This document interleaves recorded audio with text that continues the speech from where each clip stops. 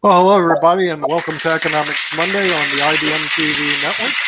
I'm Nick Calavita, your host for today, along with Peter Bennett from Modern Investing and Terry Rushton, who is actually from the great company called National Pension Partners. And no, I'm not going to forget about Dan Worthington. Dan Worthing has joined us also from the Salt Lake City area, who's also a JDL ED and sits on the board of trustees at the South Dakota Trust Company. Is that what you do still, Dan? Board of directors, yeah. Board of directors for South Dakota Trust Company, which I think that's a pretty cool job if you want to do it. Now, later on today, I did get notification, which means it should be about 30 minutes from now. We will be joined by the Honorable David M. Walker, the former Comptroller General of the United States of America. He's going to be joining us. Plus, we're going to have other people join us as we're finishing up with the World Edition. Let's welcome, of course, from Canada, we have Saka Star. Dosadanya Saka. And then, not only are we down under, over the top in Canada, we have one of my favorites from down under, the former multi-billion-dollar hedge fund manager. Let's bring in Shaquille Latimer from Australia. Good day, mate. I'm a bit out of sorts today, guys. I just have to warn you. I've spent an hour with Democrats, so I feel like I need some time to mentally recover. You got worked over. See, on World Edition, you get worked over by the Democratic Party. When you move over to Economics Monday, you get worked over by the Republican Party. So no. I think that they can reverse the frontal lobotomy that was just attempted on me by the Democrats on the other show. Right? Yeah. That's very. More or less toward the Democratic Party, and this is more or less toward the Republican Party. That's what it would take. This is economics. What? A lobotomy? Yeah, it would take a lobotomy to become a Democrat. Yeah. Dan Worthington is very. I said to them that I hadn't lost. I do drink a fair bit because I am Australian, but I still haven't lost enough brain cells to vote for the Democrats. For some reason, they didn't like that too much. I don't think. It's pretty political over in World Edition, I must admit. That's a whole different show. Okay, just to let the panel know that at 11:30, I got an email confirmation. The Honorable David M. Walker, the former Comptroller General of the United States, will be joining us, to discuss, of course, his current book, which is America 2020, Still a Superpower. 2040. Yeah, 2020 is over with. Forget it. We're exactly. We made it. We're still a superpower. Yeah, we're still barely. And Peter has asked me, what's the topic for today? And I thought, good question. So what are we looking at for today when it comes to the economy? I mean, the only thing I can think of, because we do broadcast all the economic, is that we're looking at a market that's at an all-time high. We're looking at real estate, or at least in the United States. I don't know about Australia and Canada, mate. Okay, the real estate market here is really tight. I mean, at least in residential. You just can't buy a house here. And the housing prices are unbelievably hugely high. And then we're also looking at commercial real estate, which is empty. So we do have some very interesting economic trends, and then the coronavirus still hasn't gone away. Now, Terry, I know you work at National Pension Partners, and you bought a house, right? Yes, Terry? It did 2 years ago. Oh, 2 years ago. I was going to ask, did your house increase in value in the last 2 years? That's my question to you. Somewhere around 30% in the last 2 years. Right. Yeah. I mean, that's what we've seen here. And so, aren't you glad you bought? Absolutely. Yeah. Okay. Do you feel any guilt that your property prices have gone up? You're a white man, and there's all these people who haven't got that debt whose prices have gone up. Do you feel as though you might be transphobic, Terry? I don't feel the least bit guilty. I did it all on my VA guarantee, nothing down, totally government financed. They owe it to me. Absolutely, they do, especially if you're on a VA guarantee. Good on you. Wow. Okay. Don't let anyone tell you otherwise. Yeah. Don't let any of those flag-burning morons tell you otherwise. Flag-burning morons. Okay. Well, the thing is, so the thing tell is, us how you really feel. Tell us how you really feel. Man, I haven't started yet. I'm on fire tonight. Let me tell you. But just remember, he's in Australia. So just for what do they call it, full transparency. We have to let you know that He is not a Democrat. He's not a Republican. He's not allowed in the United States because he is an Australian. So I'm anti-government at the best of times, and I'm really in a mood today. We've got military helicopters flying over residential streets with these big megaphones telling people to get back inside, put your masks on. This is Australia. You can't do that.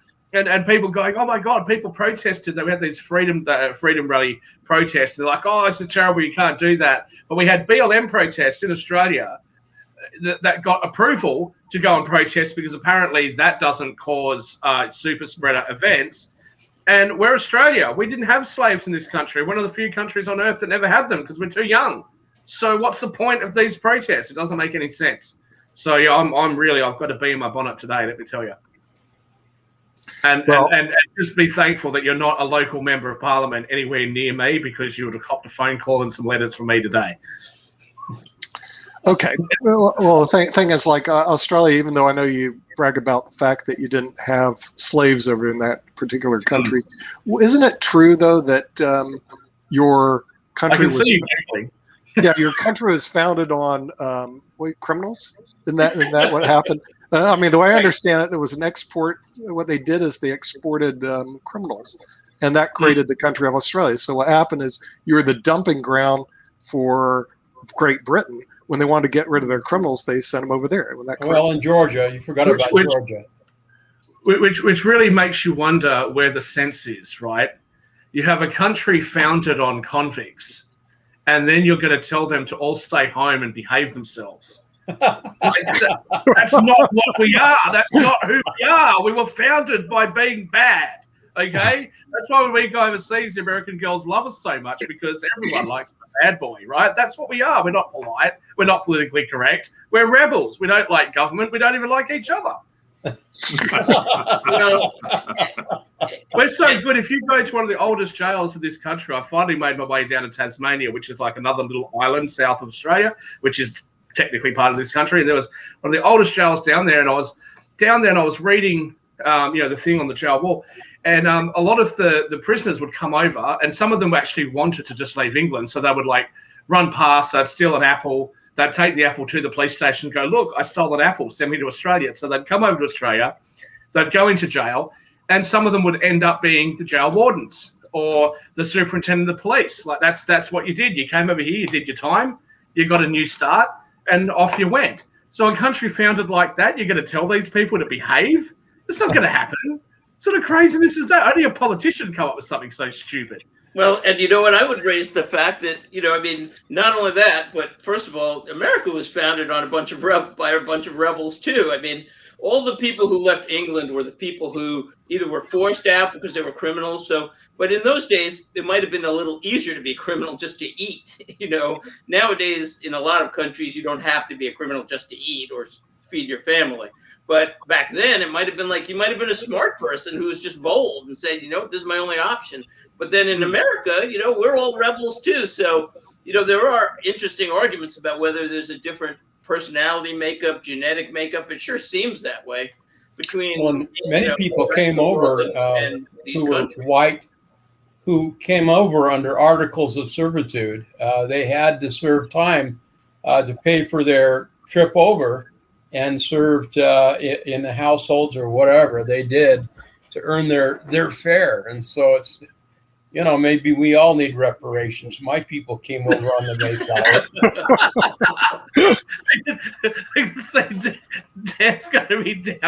Dan's going to be down Democrats' office tomorrow. Where's my reparations?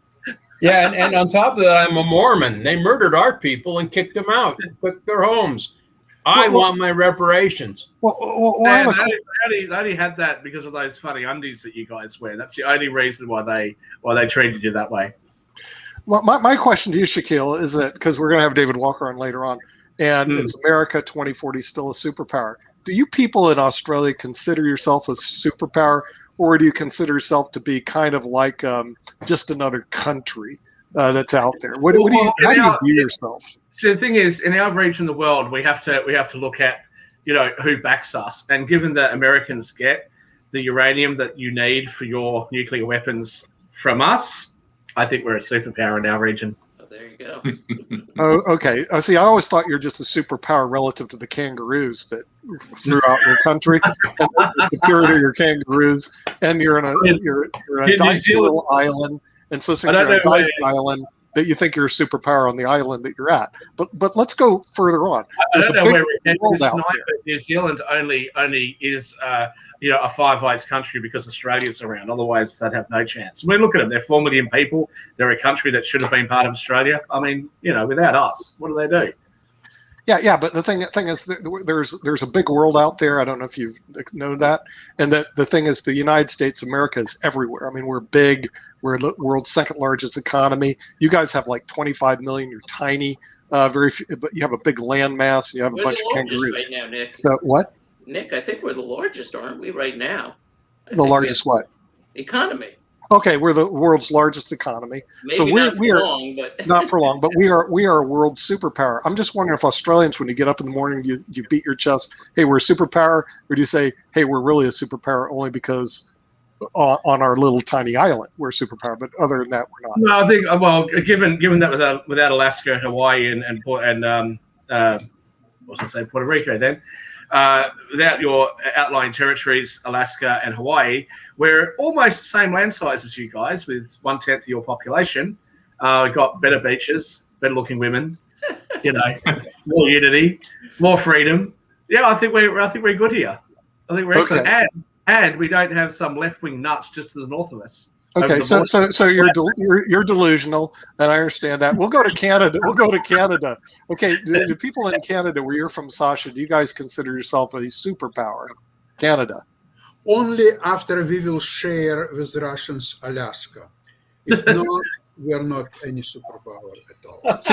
See, at least the Canadians know that. But you're originally from Russia. Does Russia consider themselves a superpower? When you were in Russia, did they beat their chest? Absolutely, several times a day. And I'll tell you, the life in Russia is not easy this time. It's actually, a few years ago, one well-known politician confessed to his friend that, to steal today is such difficult proposition that it feels almost like a 9-to-5 job. Okay, all right.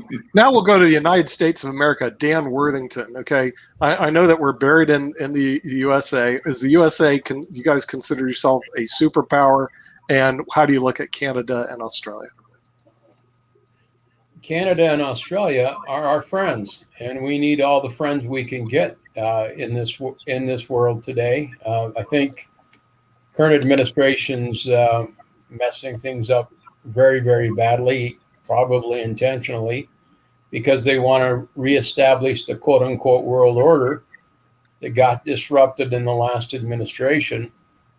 And so we're seeing a lot of irrational decisions, such as shutting down the Keystone Pipeline and doing all the other stupid things that Biden's doing. Of course, I don't blame Biden. He's probably not even aware of what he's doing. He's probably just been given his placard and his McDonald's McNuggets to make him happy. So I don't know. If we are a superpower, it's because it's just surely based on our past history and the volume of business that we do. Our government's doing everything it can to undermine us and to encourage the international corporations to stay that way. And God bless America, because the Democratic Party is doing everything it can to destroy it. Okay, Mr. Terry, since you're in the United States of America in the subdivision called Utah, do you guys consider yourselves part of America first? Because I'm never sure about Utah. And the other part, do you consider the United States to be still a superpower? Now, first of all, let's go to the United States. Can I answer the question? What? Can I answer the question? Of course. I don't know if I could stop you, so go ahead. No, of course you can't stop me. Now, Terry, you are in Utah. There's Mormons everywhere in Utah, so I hear. Can I ask how on earth you guys produced Mitt Romney? What happened? What went wrong? He's an alien. Yes, but he's a documented alien that you own, right? He didn't come from another country. No, You he guys- didn't. He's a Massachusetts transplant, remember? But And yeah, I he think got he's elected. probably had the lobotomy you're talking about, because nothing else Wait, can wait, wait. explain But it. he did get elected. Yeah, he did. I don't know how that happened.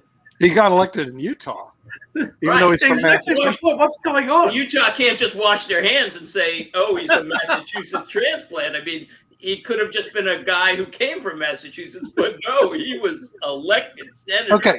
Well, first, Terry. Now that I'm put on the spot, but does Utah consider themselves part of the United States? When I go over there, everything revolves around Salt Lake City, like that's the world headquarters of the world. Is Utah part of the United States? You consider yourself part of the United States of America? Absolutely. I did my missionary shtick in Texas at one time, and was working through an area that was very middle class, very white bread, and very military, and was talking to somebody at the door, and they asked me a bunch of questions, and finally figured out I wasn't brand X, I was brand M. And I asked them, why are we getting such a much more warm reception? And he said, because we know that you guys serve. That in Vietnam, in World War II, whenever it's been, the Mormon people definitely serve. We wave the flag. The state flag means nothing.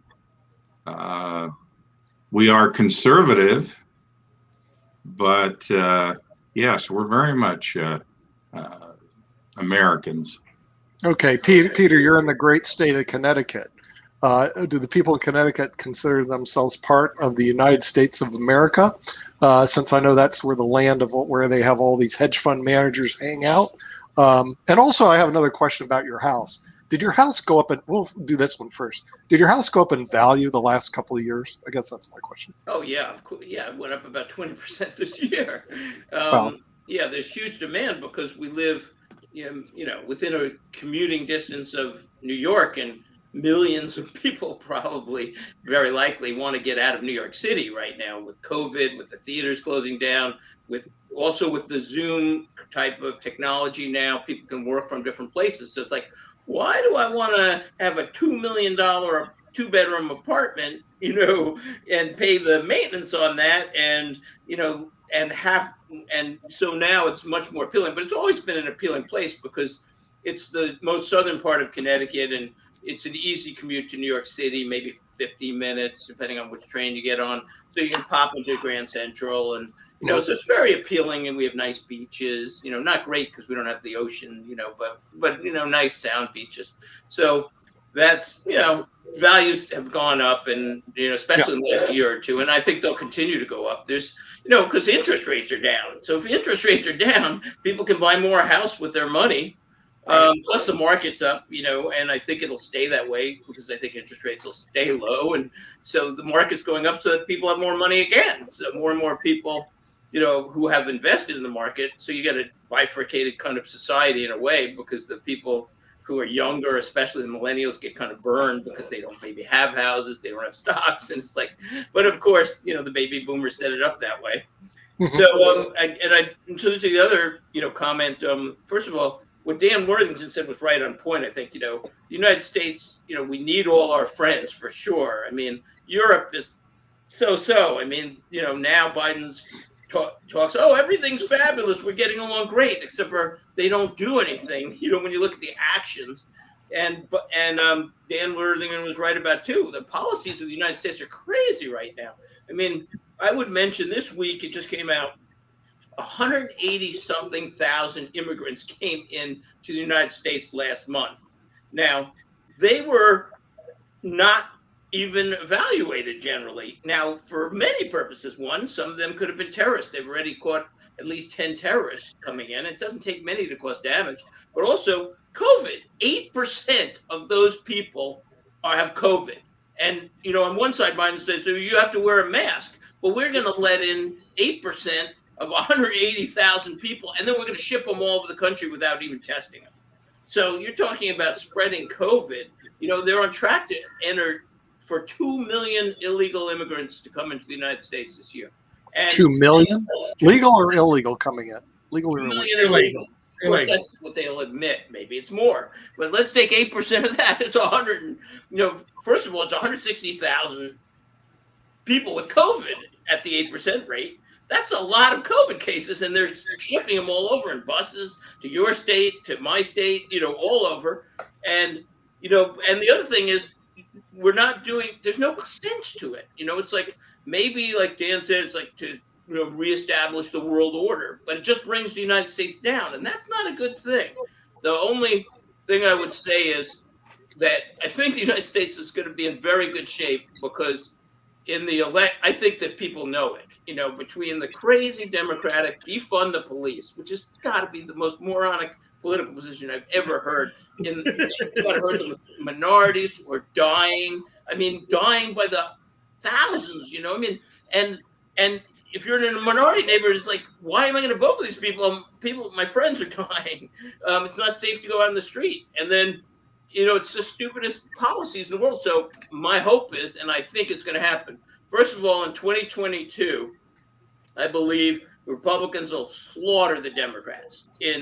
They'll probably take the House, they'll probably take the Senate. In 2024, there's a good chance the Republicans will take the White House again. Trump is thinking about running, but personally, I'm hoping for the Florida governor, because I think he's got the same policies and he's more likable. But whoever runs, I think, will win. And you could do a whole show, but it'd be very controversial, Nick, on who won the last election. Man, that was... I want to mention Can I just quickly say, if all this talk about vaccine mandates, if you're going to force people against their will to take the vaccine, why aren't you forcing the illegals crossing the southern border to take them at a minimum? Yeah. If you're going to shoot these people all over the country, if you want to force Americans to do it, like, you can't force Americans to get their fingerprints taken before they've committed a crime. But if I come to America, I get fingerprinted. Now I only have to use 2 fingers. But the first few times I came, I had to be fingerprinted in full, because I'm not a citizen. I don't have some of those rights. Anybody who immigrates to America or travels to America, you have to obey the rules. And if you don't like it, don't go. So, if these people that are crossing the border, not obeying American laws, and they're at risk of being carriers of COVID, exactly why can't you enforce the mandate on them? And if you're not prepared to do it on them, why would you enforce it on American people?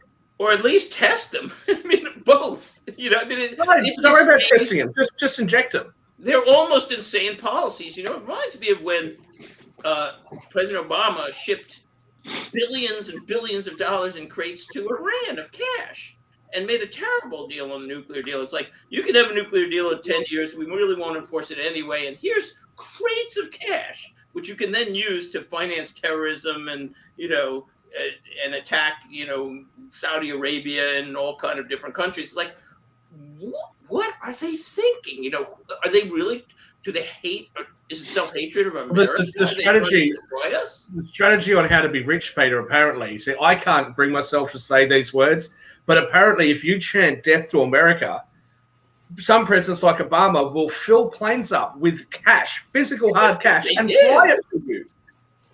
I mean, the way it used to be, even under people like Clinton, the way it used to be is you said that shit, someone was dropping a bomb on you. Now they're dropping, pallets of money on you. What? Yeah, cash. And we're your allies. We actually are on those planes with you going, yeah, have some money. Well, I don't get it. The thing is, it's like, you look at it and say, they can't be this dumb, but it's not, it doesn't seem intentional, because it's just so incompetent. But I don't understand. My only theory is that the news, they only see news from their own, it's self-reinforcing. In other words, I blame the media for the most. And if you're in another country, do not watch CNN and think that's the world news. It's the most slanted thing in the world. But if a lot of people are liberal, and I'm not totally conservative or liberal. I fall in the middle in a lot of issues, but a lot of people are in media bubbles. So if you watch NBC, CNBC, MSNBC, ABC, if you get your news in blips from them or on the radio from most channels, you live in a vacuum. So my theory is maybe Biden lives in this vacuum of self-reinforcing, crazy policies. I don't know. That's my guess. How could he not have any sense at all on some of these isissues? Or He doesn't have any sense at all. That's the problem. Well, but they have had an effect on me, and when David Walker gets here, I will inform you all that I have actually decided to embrace socialism. No, I have. No, I'm serious. I have. I've looked into it, and I've decided that there are parts of socialism that I like. So I am now going to be in part a capitalist and in part a socialist. And when David Walker gets here, I will be explaining my viewpoints, and I would be very curious to see exactly what pushback I get, because I guarantee you the Democrats won't like it when I say I like socialism. See what happens? You lose your job and you become a socialist. I mean, what's going on here? I didn't lose my job. I went into early retirement, Dan. I know. I'm kidding. Did you finally lost it? Did you finally lost it? Did you finally sell your hedge fund and become unemployed? Is that what happened? That's right. Okay. I might move to Connecticut and become a Democrat. Well, yeah, Democrat. Well, the thing is, makes sense. Yeah, you came at the right time. So we're going to bring in from Washington, D.C., the former Comptroller General of the United States. Let's welcome the Honorable David M. Walker. David, welcome to the show. Yes, but set the record straight, Nick. I'm not in Washington, D.C. That's right. A mess. I live in Alexandria, Virginia, right outside the Beltway, as Reagan would say, in the real world. Where the other government agencies like the FBI ever have their headquarters. Is that right, over there? Not yet. We're talking about it, but not yet. So isn't the FBI there in Virginia? I'm sure they have an office here. There's no question. But the main headquarters is down in D.C. where they're talking about moving it. Right. Oh, okay. Well, the thing is, we just found out Shaquille is going to become unemployed.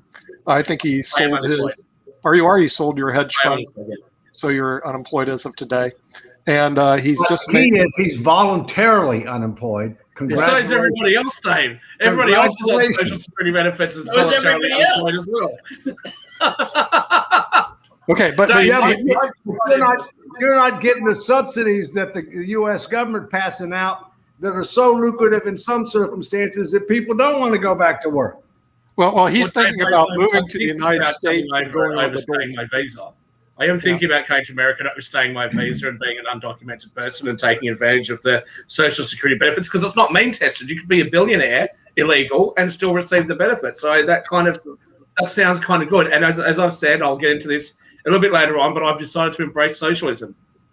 Well, Shaquille, just so you need 10 years of qualifying work. They look at it by quarter in order to qualify for a lot of the Social Security benefits and Medicare benefits. Only if you're legally entitled to it. And if you're an illegal, you get everything you want. That's true. You get free health. I was reading up because Sasha made a comment on one of our previous shows about the vaccine. So I looked it up on the CDC. So it's like, okay, I wonder who's entitled to it. And I find out that anybody in America, like every single person who's in America, is entitled to the vaccine. Doesn't matter if you're a citizen or not. So you've actually got people that are legally crossing the border from Mexico, coming up to the United States, getting the jab, and then go back to Mexico.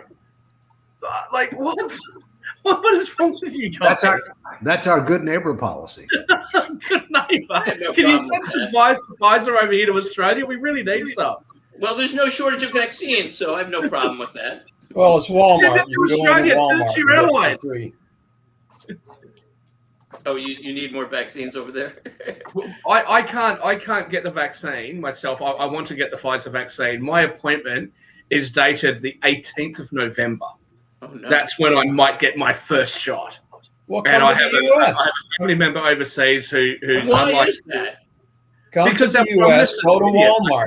Is it the government? Because I know in Japan, the government in Japan was very slow to allow any vaccines in, and so they were way behind. But it was the government who was sticking their face into the thing. If they had just let it, the vaccines come in, they would have been way ahead of where they are. Is it the same? Our Prime Minister screwed up, but that's not the point. I mean, here we are trying to get our hands on the vaccine, and the other day, not that it matters, but the other day, we shipped 800,000 Pfizer, not AstraZeneca, 800,000 Pfizer vaccines from Australia to Indonesia when we're short. I don't understand. I don't get it. I mean, forget about a frontal lobotomy. I think you need a full-blown lobotomy to be in politics. What the hell's going on? Now, Shaq, you still have your girlfriend in Georgia? That's an off-air conversation, Dan. Well, no. Anyway, see, what you can do is get a ticket. I'm pleading the fifth. Go to Georgia, right? Go to any Walmart. Go in there and get stuck for free. No documentation, and it's free. You don't have to wait. Walmart. Okay, that's the answer. Long drive. It's a long flight. The problem is a long drive from Australia. It's a long flight. Yeah. Nick mentioned before how we're a country founded on convicts, and you've got to keep the prisoners in. So what the Australian government has decided to do, in their wisdom, they've got military helicopters flying over, making sure that people don't, leave the house without a mask, and they've closed the borders for Australians. You can't leave. That's why I'm still here. I'm a dual citizen. I can leave. I can't leave. I can't even catch a flight out of here. I've got to be a boat person out of Australia. I've got to be like an illegal immigrant. Shaquille, guess what? While Australia was a country founded for convicts, Georgia was a colony founded for convicts. So there's the common denominator. That's what I said. That's why I want to date a girl in Georgia, because I've been waiting to I didn't know. I've been to Georgia like 8 times before I sort of noticed the number plate and went, the peach state, what's peaches going to do with Georgia? And all the Americans are laughing at me like I was supposed to know that. I didn't know that. I've never had a Georgian peach. So I'll date one. Yeah, well, that's the reason I guess you get along with people in Georgia is you both come from convicts. And I guess that's kind of like they dump the convicts here in Georgia and they dump them in Australia. So the Australians and Georgians get along pretty well. Same sort of heritage. But Peter, you said something earlier on the show, very interesting. Illegal immigrants? Were these illegal or legal immigrants coming to the United States? No, 183,000 illegal immigrants came to the United States last month. We're on a track for 2 million, and that's the ones they admit. Who knows how many, or maybe they're not counting.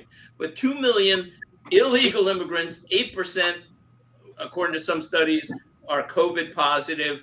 They're not giving them shots. They're shipping them all over the country. This is probably not either a good health care decision or a good financial decision. Look, I'm not opposed to legal immigration, but let's know first that they're not a terrorist. Second, that they're not maybe a criminal. Third, that they don't have COVID. Just little things like that, and maybe even say somebody who's going to be productive to society. Although not everybody needs to be, but why would we look? My brother wants to go to Canada. He's in Washington State right now, and he's considering getting dual citizenship. He's applied, but it's taking him years to apply, and it's very vigorous. There's tests and a citizenship test. It's going to cost him a lot of money, because Canada wants to make sure there's tests. Like, are you going to be a productive citizen or not? Are you going to have a business? Are you going to, they're not just letting people with COVID who are going to go on welfare in without, walking over the border. And that seems to make a lot more sense in the long run. David, what are we doing with the America 2040? I've got some questions here, but you have some questions. I talk about immigration in the book. Okay. First you have to understand that there are some provisions in the Constitution that are outdated and that create perverse incentives. Back when the Constitution was adopted in 1789 or 1787, it was dangerous to get here. I mean, you had to risk your life to go across an ocean to get here. All right. And we have a provision of the Constitution that says that if you are born in the United States, you are automatically a citizen. Well, that creates very perverse incentives for illegals to come across the border, have a child, and then with our chain migration policy, to be able to not just have the parents stay here, but to have a whole string of in-laws and aunts and uncles and a variety of other situations. We need to modernize our immigration policy to do what many other industrialized nations have done, including Canada, and that is to recognize that we need to consider the economic needs of the country and the abilities of the individual. We need to do more matching with regard to skills and knowledge. We need to make sure that people are in a position that they're not going to be wards of the state, which is what Canada does. And we need to separate. We need to understand the difference between temporary work visas and permanent green cards and citizenship. They are fundamentally different things, and there's a way to work out a sound immigration policy if we recognize those differences and if we secure the border. You must secure the border. You know what I would add to that, David, that just a little footnote. You know what? It isn't that we would, just because, let's say you're a liberal and you feel that, well, we shouldn't allow people to be charitable. So you know what? Let's say we decided on a policy of 10% of people could be state on the welfare state or whatever, some percentage. But either way, it doesn't have to be 100%. But the point is, for those who are more liberal or want open borders, at least let the government create a policy where we know what we're doing, rather than just randomly saying everybody with COVID, everybody's a criminal, everybody who could be 95% on the welfare state, or it could be 5%.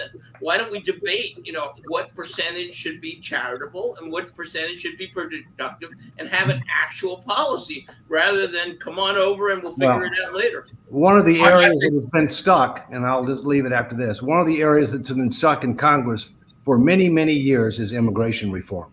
The Democrats want a pathway to citizenship, and they want very liberal immigration policies.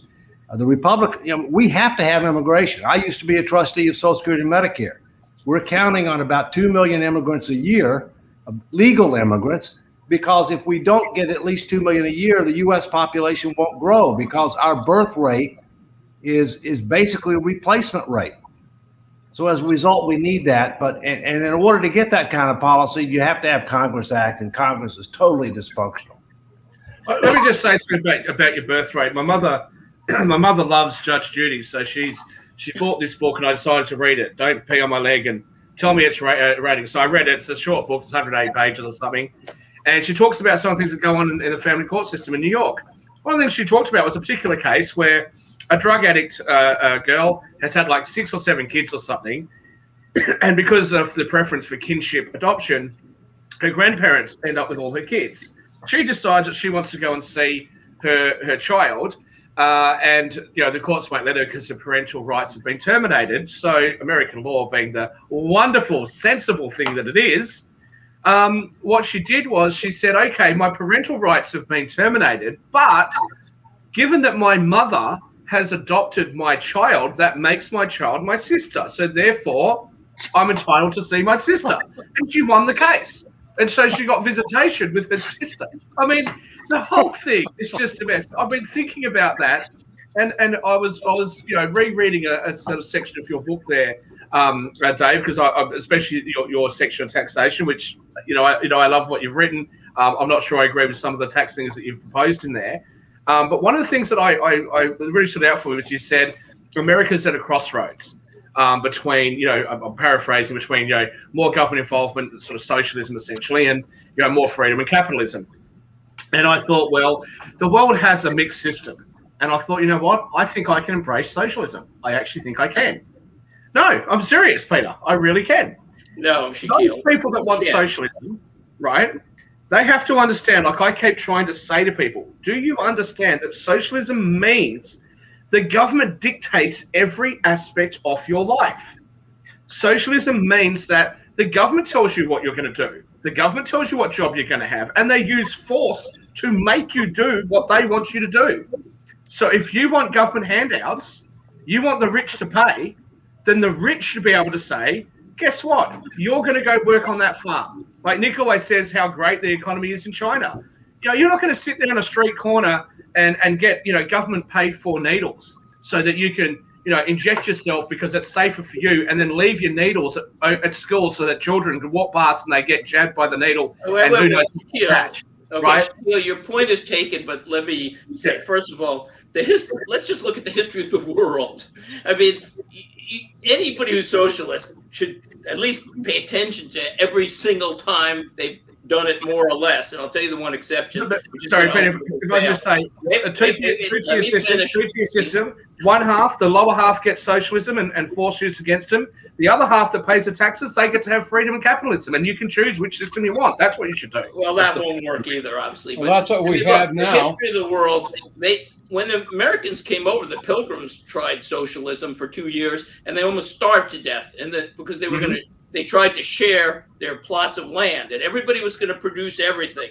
And then in maybe the third or fourth year, they say, hey, wait, we're all dying. This isn't working. And they tried it in one of the other colonies. They've tried it in all countries. Look, if you give, it's so clear. Look at Russia. Look at China. And I have a point and a question about China, because there's been a big change in China this last few weeks. And I have a question for David that I want to drill into. But look, the history is you give the government that much power and they take it. And then they serve an elite political class, and the middle class, the business people, and the workers get burned. I mean, time and time. And I will add, and I will add that the one case that they say, oh, look at the Scandinavian countries, because in all the world, in all these hundreds of cases, look at the Scandinavian countries. They're still free, and they're still, working socialist. But there's 2 points. One, the tax rates right there are lower than the United States currently. So they're socialist to a point, but maybe not. But the other thing is, these Scandinavian countries have been blessed with unbelievable wealth in a lot of ways. They have a broad tax base. I'm almost finished. So they have oil wealth from the North Sea, which, by the way, is depleting. So we may discover now in the next 10 years how well it works as they get less revenue from oil. But the North Sea oil is depleting. It's peak oil for the North Sea. And so they get that, plus they have a huge, beautiful farmland. They have a beautiful fishing industry. So look, they are blessed with huge resources, but the oil alone may prove in 20 years or so that socialism doesn't even work there. But then look at the 100 other cases. Well, let me just say, first of all, Scandinavian countries are not socialist. Secondly, they have a broader tax base. But the core of my point is this. Those people who say that you should use force in order to direct business, they should have force used against them. If you're going to reach into the taxpayer's pocket to have the taxpayer pay for your life while you sit on your ass and do nothing, and you're going to extol the virtues of socialism, let force be used against you. You have had a child that you can't support, we'll find you work, and you will do that work, and we will force you to do it. Because it's the same sort of force that's going to be used against somebody who is working, who doesn't want to pay their taxes. You don't pay your taxes and you tell the IRS where to go, you're going to have some federal agents knocking on your door, some armed people with guns who are going to take you away and use force or the threat of force to take your money. So if you want to sit there and do nothing, government force should be used against you. If you're prepared to be a productive member of society, you can have all the freedom that you want. Shaquille, we have a constitution. It's not going to work. I have a question. What's the Constitution say? What's the Constitution say, right, about taking somebody's labor? Okay, there's nothing in the Constitution that says that the majority of people, the whole reason why you have you're a republic, a constitutional republic, is to restrain government power. Where is the sense that the majority of people, that the minority of people who are earning the money are having that money taken away from them, and they don't have any say because the majority who are worse off than them get to dictate how that money is spent. You've got 10% of the population of America paying 40% of the taxes, and they've only got 10% of the vote. Where's the sense of that? I don't think the Constitution precludes workfare. The system needs to change, but it's not going to happen that way. But Dave, let me ask a current events situation for David, because this is very interesting. So China in the last few weeks has cracked down on their economy big time. They seem to be attacking small businesses, and they've been doing this for a while. As a matter of fact, they've been doing it almost all year since February, but it just got worse within the last week and 2 and 3. And all of a sudden they're saying not only to tech companies, but other companies, we don't like your freedom, we don't like this. Now, the theory would be, the Xi, the head of China, is just wants more control. So that's always the fear of, that's the problem with communism. You give all the government to, or socialism, you give that much power, they can take it. But so here's the point, and then I'll ask the question, David. So if you look at the Dragon Fund, which is a Chinese fund, or if you look at another Chinese index fund, this year the Dragon Fund is down almost 50%. They're Chinese stocks, and the an index fund of Chinese stocks is down almost 25% because of this crackdown. So what do you think is going on, and do you think this is going, where is this evolving? Do you have any opinions? Well, first, are these public companies? Yeah, they're okay. That's my question, because if they're not public companies, obviously it wouldn't be affected by that fund. Well, look, I mean, I have several thoughts about it. Number one, I can't comment on China, but I know in this country, the engine of growth and innovation in our economy is small business. And therefore, to the extent that you crack down on small business, you're going to get less innovation and you're going to get less economic growth. Secondly, it's a power grab, obviously. Xi Jinping, who's head of the Chinese Communist Party and also head of the government, is the most powerful Chinese ruler since Mao. But the difference is that the Chinese economy, the Chinese diplomatic position, the Chinese military capabilities, and the Chinese cultural influence is much, much, much greater than it was under Mao. So, we'll see how this plays out. It's the classic trade-off between, providing more flexibility, more freedom, which can give you more growth and innovation, and yet wanting to have more control. And there are lessons that we can learn from that as well. Yeah. David, is it possible that China actually implodes similar to what happened with Japan? Years ago, we were always wondering Japan's going to overtake the United States economically. Japan's doing this. Japan's buying that. And then all of a sudden, Japan sort of imploded by ratcheting up their debt to where their debt was far and exceed their GDP. They also weren't growing their younger population. They were having a lack of people coming in.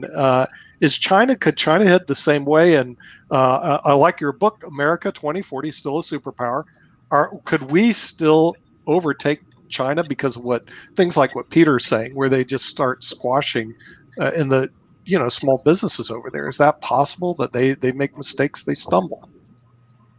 Well, first, let's set the record straight. We're number one on a nominal dollar-based GDP. They're number one on purchasing power-based, parity-based GDP, and are scheduled to pass us. Could that not happen because they implode or something happens? Sure, but we're still number one on nominal dollars. Secondly, they passed us on number of diplomatic missions. All right.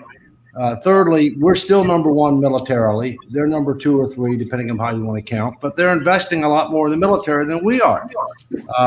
The current administration is proposing a 16% increase in non-defense discretionary spending and a 1.6% increase in defense discretionary spending in its budget. Now, don't get me wrong. There's plenty of waste in the Defense Department, all right? And then we need to go after that so that we can end up cutting the tail, which is the overhead, in order to sharpen the tooth, which is warfighting capability. But look, China has got a huge difference between those that are have and those people that are have not. They've got a bigger challenge than we do, all right? They obviously are suppressing certain parts of their population, including the Uyghurs, if you will. But they also have a totalitarian government, and they're willing to do things that we would not be willing to do and cannot do under our Constitution. And so a lot of it depends upon whether or not the Communist Party can maintain power and control. That has a lot to do with it, in my view. Mm-hmm. Yeah. Yes, Shaquille. Sorry, let's just come back to something that you said before, which is that the birth rate in the US is falling, and so you've got immigration at 2 million just to maintain the numbers. I've said this before on previous shows.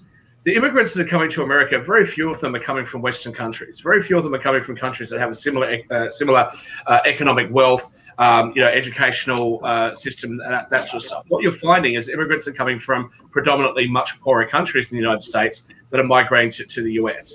What are you saying? You're saying that middle-class kids that are growing up, wanting to have a relationship, wanting to start a family, that can't afford to buy a house, that can't afford to support their kids, that can't afford to give their kids at least as good a life as they've had, And so when whatever birth rate you do have in America is coming from people that are irresponsible. You're seeing teenage pregnancies. You're seeing people that are using drugs. How many kids are born in America that are born on coke or born on alcohol or born on with some other substance in their system? So they're the kids that you're seeing. That's the population that you've got. Meanwhile, you've got hardworking people that are trying to do the right thing, to get an education, to build a life for themselves, that are struggling. And the solution is, let's just bring poor people in from overseas. It's absolutely wrong, and I'm going to stand by what I said. I know, Dave, that welfare may not be precluded from the Constitution, but exactly where does the Constitution say that the majority of people can tax the minority, and then take away the minority's rights to say how those tax dollars should be used? If you're going to reach into my pocket and ask me to pay, I better have some say as to how that money's being used. Let me mention one thing. If you look at the preamble of the Constitution, you will see what the framers intended, or what the founders intended. And it includes words like provide for the common defense. Provide means an affirmative responsibility of the federal government, okay? And then it talks about promote the general welfare. Well, believe it or not, what's happened is that people are now trying to convert the word promote, which means encourage, to the word provide. That's what's going on. So if you look at what's happened, the federal government was 2% of the economy in 1912. Last year it was 26%, which is affected by COVID to a certain extent, all right? But it's on a track to increase dramatically in the future, and yet most of the things that the federal government are doing now are not express and enumerated responsibilities, and most of it is mandatory spending, which means it's on autopilot. Last thing, Sweden was in terrible shape in the 90s. I know the finance minister and the former auditor general there, who were part of the solution. They made a number of tough choices, and they're in much better shape today than they were in the 90s. And one of the things that they did is they put a cap on healthcare spending. The United States is the only country that I know, major country, that writes a blank check for healthcare. It's stupid. It'll bankrupt you. Dave, I'll just say, the reference that you've made there to the preamble of the Constitution, where it says to promote the general welfare, it also goes on to say something on the lines of to secure our liberty and our blessings of liberty. The blessings of liberty and our future prosperity. And I would argue that disincentivizing the people who are earning in order to create a safety net for people who are going to abuse and game the welfare system does not exactly secure future prosperity for the United States. I'd say the same thing in this country here in Australia, where you're seeing people who are just gaming the system. You're seeing people that are intergenerationally reliant on government benefits. There is no reason for it. There's no excuse for it. Please not. Look, my mother immigrated to this country. She's had an amazing life. I've had an amazing life in this country, and I'm not going to have it that our countries are somehow denying opportunities. If you want to have an opportunity, you aren't going to find better countries than Australia or America or Canada or the UK and many other Western countries to have those opportunities. And at some point, I don't want to hear about your terrible childhood or what happened to your ancestors 300 years ago. If you want to have a good life, you need to get up and do something about it and stop reaching to other people's pockets. Let me just read the last part of the preamble that you referenced. It says, and secure the blessings of liberty to ourselves and our posterity. And the point that I have made, which you're touching on, is right now what we're doing from a fiscal and monetary standpoint, and we can add a number of other policies. Immigration feeds into that. How we're handling healthcare feeds into that, et cetera, et cetera. Right now, what we're doing is we're living for today and we're mortgaging the future. So we are not discharging our responsibilities. And most of the things the federal government is doing are beyond what the founders intended. And so one of the things that we are dealing with right now in the United States is we have a great ideological battle going on between whether or not we're going to stick with the principles and values under which we were founded and that made us great, recognizing that we want to strive for an ever-perfect union, or whether we're going to adopt the socialist state principles. And I hate to tell you, and they're outlining the book, and you know that, Shaquille. The fact is, the socialist state principles are winning right now. Now, I think the people are going to reject that in 2022 and possibly 2024. But that's where we're at. We're on a big ideological battle right now to determine what the future direction of this country is. Look, I can understand there being some requirement or some need within a wealthy country, because most wealthy countries do this, to want to see an increase in government-provided services or government-funded services. That's fine, but it's how it's funded, it's how it's provided. Take those Scandinavian countries; they've got an extremely broad tax base. They've got 2 or 3 tax rates. They don't have 200 tax rates, whatever you've got in the United States. They don't have half the population not contributing to the government revenue at all.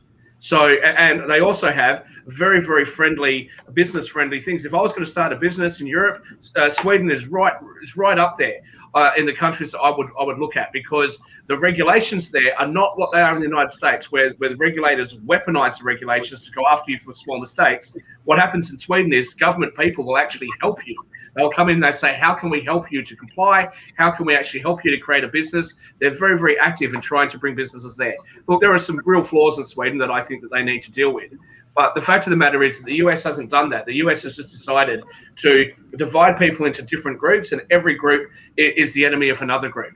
Dan talked about the Mormons before. The Mormons and the evangelicals don't like each other. You believe the same God. What's going on? Have a look at the Democrats. You've got transgender people and other members of the LGBT community fighting when they believe the same stuff. And on more serious issues, race relations. There's nobody on the other side of the Democrats' argument that says, oh, we actually hate black people, we think they should be oppressed. There's nobody on that side. Everybody believes that people, regardless of their skin color, should have opportunities. It's just how to get there. And what I've said, I said this to Nick off air the other day, the real problem with the US and most other Western countries today is that people agree, both parties agree, and so they have a particular idea or a particular issue that they need to deal with. So they bring it up in Parliament or in Congress in the United States. And the Republicans and the Democrats try to find a point of difference. So they politicize the difference, not the issue. Then they decide, you know what we're going to do? We're going to compromise. And then they go and pass a law that neither Republicans nor Democrats like and that Americans don't like. So you end up with laws that nobody likes. If you actually have an idea and you think it's a good idea, you better pray like hell that the politicians don't like it, because the Democrats are both like it. There's no chance of passing. We're going to have to hold that thought because we're at the hour, and unfortunately we're going to have to go. We'd like to thank the Honorable David M. Walker for attending the show, and we'll bring those issues on next week. And thank you, everybody, for watching another edition of Economics Monday. We'll see you next week.